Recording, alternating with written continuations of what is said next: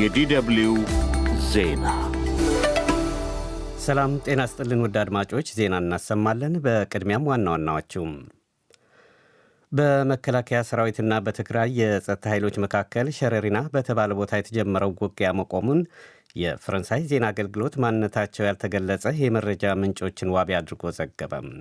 ከኢትዮጵያና ሱዳን ድንበር አቅራቢያ በሚገኘው ሸረሪና የተባለው ቦታ ውጊያ የተቀሰቀሰው ትላንት ቅዳሜ ከማለዳው 12 ሰዓት ገደማ እንደሆነ አንድ ስማቸው ያልተገለጸ የህወሀት አባል መናገራቸውን የዜና ወኪሉ ገልጿል። እስራኤል በጋዛ ሰርጥ ፈጸመችው በተባለ የአየር ጥቃት 15 ፍልስጤማውያን ሰላማዊ ሰዎች መገደላቸውን የጋዛ ጤና ጥበቃ ሚኒስቴር አስታወቀም።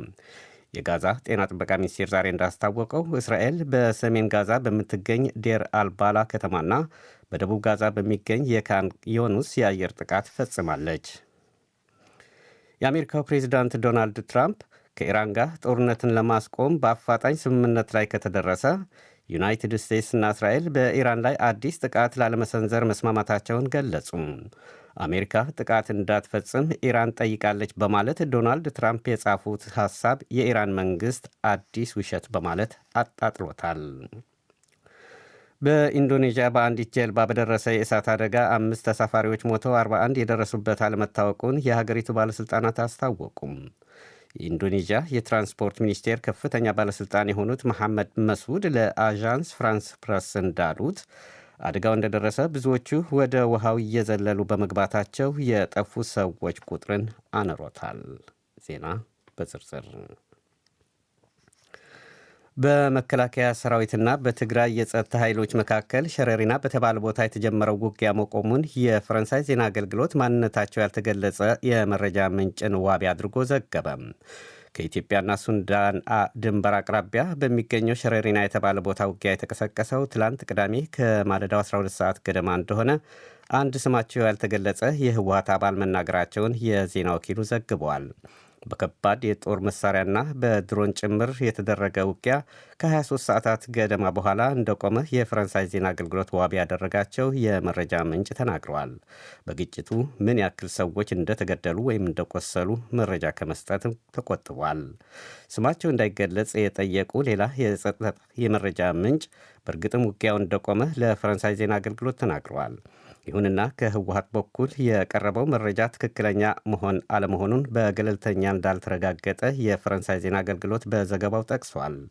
በኢትዮጵያ ብሔራዊ ምርጫ ቦርድ በተሰረዘው ህወሀት የሚመራው የትግራይ ክልላዊ መንግስት ትላንት ቅዳሜ ባወጣው መግለጫ የኢትዮጵያ ፌዴራል መንግስት ከማለዳ ጀምሮ በሸረሪና በኩል ውጊያ ጀምሯል በማለት ወንጅሎ ነበረ። የፌዴራል መንግስት ግን ስለ ጉዳዩ በይፋ የሰጠው ማብራሪያም ሆነ ምላሽ የለም። ይሁንና የመስኖና ቆላማ አካባቢ ሚኒስቴር የሆኑት አብርሃም በላይ በተረጋገጠ የፌስቡክ ገጻቸው ባሰፈሩት ጽሑፍ ህወሀት በሸረሪና በኩል ጦርነት መክፈቱን ወንጅለዋል። በኢትዮጵያ መከላከያ ሰራዊትና በትግራይ የጸጥታ ኃይሎች መካከል ሐምሌ 25 ቀን 2018 ውጊያ መቀስቀሱ የተሰማው በአዲስ አበባና በመቀለ በሚገኙ ባለሥልጣናት መካከል ያለው ውጥረት በኃይል በተባባሰበት ወቅት ነው። እስራኤል በጋዛ ሰርጥ ፈጸመችው በተባለ የአየር ጥቃት 15 ፍልስጤማውያን ሰላማዊ ሰዎች መገደላቸውን የጋዛ ጤና ሚኒስቴር አስታወቀም። ሚኒስቴር መስሪያ ቤቱ ዛሬ እንዳስታወቀው እስራኤል በሰሜን ጋዛ በምትገኝ ዴር አልባላ ከተማና በደቡብ ጋዛ በሚገኝ ካን ዩኒስ አየር ጥቃት ፈጽማለች። ጥቃቱ ትላንትናና ዛሬ በተከታታይ ለ2 ቀናት የተፈጸመ መሆኑንም ለማወቅ ተችሏል። የእስራኤል ጦር ጥቃቶቹ በወታደራዊ ኢላማዎች ላይ ያነጣጠሩ እንደነበረ ገልጸዋል። የእስራኤል የኃይል ሚኒስቴር ኤሊ ኮሄን በበኩላቸው በጋዛ ጥቃት እንዳንፈጽም የሚከለክለን ምንም አይነት ስምምነት የለንም ማለታቸውን ሮይተርስ የዜና ወኪል ዘግቧል። የአሜሪካው ፕሬዚዳንት ዶናልድ ትራምፕ ከኢራን ጋር ጦርነት ለማስቆም በአፋጣኝ ስምምነት ላይ ከተደረሰ ዩናይትድ ስቴትስና እስራኤል በኢራን ላይ አዲስ ጥቃት ላለመሰንዘር መስማማታቸውን ገለጹም። ትራምፕ በማኅበራዊ የትስስር ገጻቸው ዩናይትድ ስቴትስ በኢራን ላይ ጥቃት ለመፈጸም ዝግጁ እንደነበረች ገልጸዋል። ይሁንና ቴሄራን እና ሌሎች የመካከለኛው ምስራቅ አገራት አሜሪካ በኢራን ላይ ጥቃት እንዳትፈጽም ጥያቄ ማቅረባቸውን ዶናልድ ትራምፕ ጽፈዋል። በዚህ ጥያቄ መሠረት ኢራን በፍጥነት ስምምነት ላይ ከደረሰች ጥቃት እንዳይፈጸም መስማማታቸውን የአሜሪካ ፕሬዝዳንት ገልጸዋል።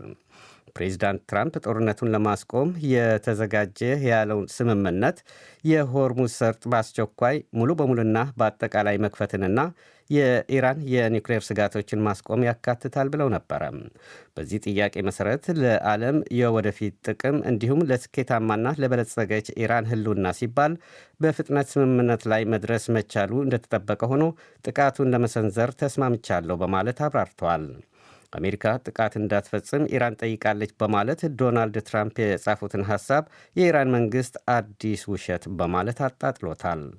መኸር የተባለው የኢራን መገናኛ ብዙሃን ስማቸው ያልተገለጸ ወታደራዊ አዛዥ የኢራን ጦር በከፍተኛ ተጠንቀቅ ላይ እንደሚገኝ መናገራቸውን ዘግቧል። በሌላ ዜና የሳውዲ አረቢያ አልጋወራሽ ልዑል መሐመድ ቢን ሳልማን ትላንት ከአሜሪካው ፕሬዚዳንት ዶናልድ ትራምፕ ጋር የስልክ ውይይት ማድረጋቸውን የሳውዲ መገናኛ ብዙሃን ዘግቧል። በውይይታቸውም አሜሪካ ከኢራን ጋር ያላትን ግጭት ወደ ከፍተኛ ደረጃ እንዳይሻገር ያላቸውን ስጋት ገልጸውላቸዋል ነው የተባለው። አልጋወራሽ ልዑል መሐመድ ቢን ሳልማን ፕሬዚዳንት ትራምፕ ለድርድርና ለውይይት ቅድሚያ እንዲሰጡ አሳስበዋል ሲሉ የሳውዲ መገናኛ ብዙሃን ዘግበዋል። የስልክ ውይይቱ የተካሄደው ትራምፕ ጦርነትን ለማስቆም ትዕዛዝ ሊሰጡ እንደሚችሉ ከመጻፋቸው በፊት ነው።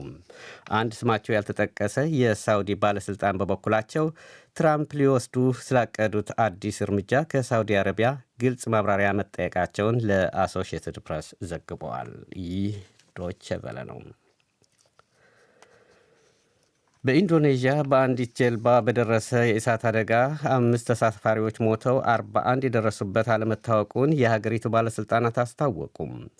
የኢንዶኔዥያ የትራንስፖርት ሚኒስቴር ከፍተኛ ባለሥልጣን የሆኑት መሐመድ መሱድ ለአዣንስ ፍራንስ ፕረስ እንዳሉት አደጋው እንደደረሰ ብዙዎቹ ወደ ውሃ እየዘለሉ በመግባታቸው የጠፉ ሰዎች ቁጥርን አንሮታል።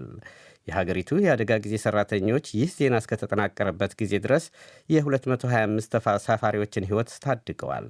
የአደጋው መንስኤ በተመለከተ ግን የተባለ ነገር የለም። በሌላ ዜና ከሞሮኮ ወደ ስፔን ግዛት ሴኡታ ሲሻገሩ የሞቱ ሰዎች ቁጥር 72 መድረሱን የግዛቱ አስተዳዳሪ ለአዣንስ ፍራንስ ፕረስ ገልጸዋል። ይህ ዶይቼ ቬለ ነው።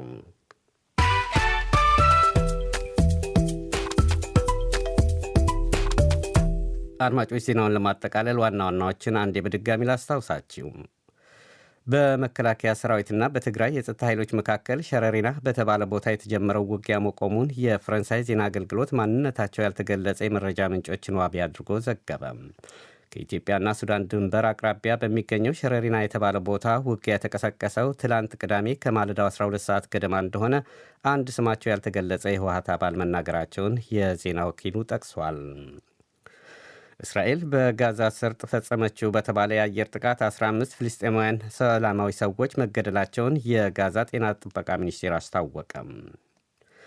የአሜሪካ ፕሬዚዳንት ዶናልድ ትራምፕ ከኢራን ጋር ጦርነት ለማስቆም በአፋጣኝ ስምምነት ላይ ከተደረሰ ዩናይትድ ስቴትስና እስራኤል በኢራን ላይ አዲስ ጥቃት ላለመሰንዘር መስማማታቸውን ገለጹ። አሜሪካ ጥቃት እንዳትፈጽም ኢራን ጠይቃለች በማለት ዶናልድ ትራምፕ የጻፉትን ሐሳብ የኢራን መንግሥት አዲስ ውሸት በማለት አጣጥሎታል። በኢንዶኔዥያ በአንዲት ጀልባ በደረሰ የእሳት አደጋ 5 ተሳፋሪዎች ሞተው 11 የደረሱበት አለመታወቁን የሀገሪቱ ባለሥልጣናት አስታወቁም። አድማጮች ዜናው በዚሁ አበቃ።